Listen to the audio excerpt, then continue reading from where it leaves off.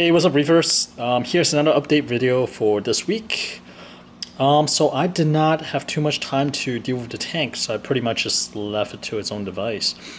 First, some sad news. Unfortunately, it looks like my Bangaii clownfish is no longer carrying egg. So if you remember from my last video, the male seems to have something in his mouth. But 2 days later, that was gone. Now, I really felt like he was carrying egg because when I was feeding the tank, he kind of chased after the food, but he did not eat anything, as if like his mouth is full, which I think it was. But that obviously changed, and now he is eating normally again. So I feel like the first batch of eggs has been failure. He probably either expelled them or he ate them. Anyway, so there's something else to look for in the future now that I know that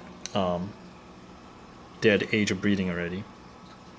Well, next up, my female clown seems to be rejecting the male again. Look at this. You see this? The male is being chased left and right. I guess the only redeeming factor is that the male does not seem to have any like torn fins or missing scale. So I think it may all be posturing, although it's really aggressive.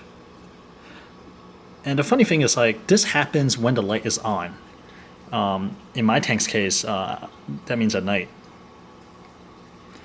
But when they're sleeping, when the light is off sleeping, they sleep close by, and when the light just comes on, they swim together, everything seems to be fine.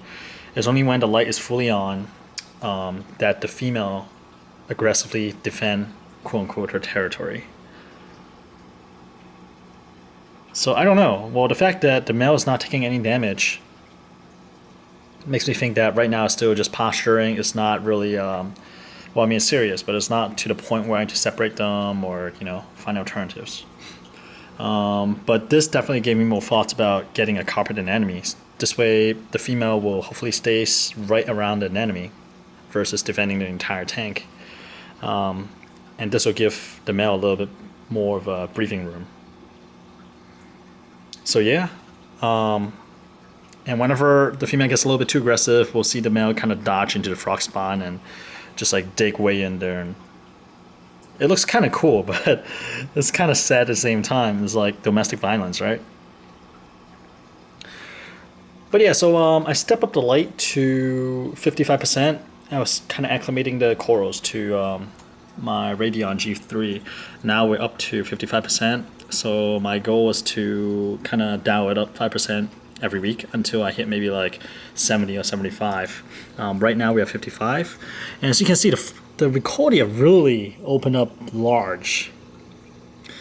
And I guess the water kind of stabilized because all the zoas, for the most part, are open. Even the Rasta, they've been closed for the longest time. That's those little green guys up front. You can't really see it right here. It's not focusing too well. But they've been closed for a long time, but now they're finally open. Same deal with these polyps up front. They just started opening. That's why they look really small. But over time, I'm sure they'll get larger and larger. And remember that I have a big colony of green zoas up front right here. I'm running out of room, so I kind of moved these guys to the back. And as you can see, the rose bubble tip anemone decided to move to the back. And the orange tip bubble tip anemone also decided to move up here. And it's been stinging the acans back there. But I really don't have any other good places to move the acans, so I just kind of left it. The bottom of the acan may die off, but it's alright. So that's pretty much it. Just a update this week of my 45-gallon cube tank. I did not dip my hand into a tank that much this week, and things seems to be happier that way. So I will try to force myself to keep a distance. Alright, just gonna record the tank a little bit and then we're gonna sign off.